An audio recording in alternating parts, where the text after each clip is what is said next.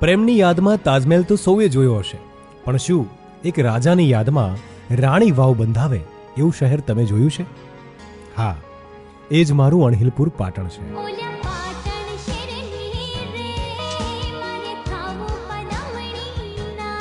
આ એ જ પાટણ છે જે દોસ્તના નામે દોસ્તી પર વારી જવા માટે દોસ્તના નામ પરથી શહેરનું નામ પાડવામાં આવ્યું છે.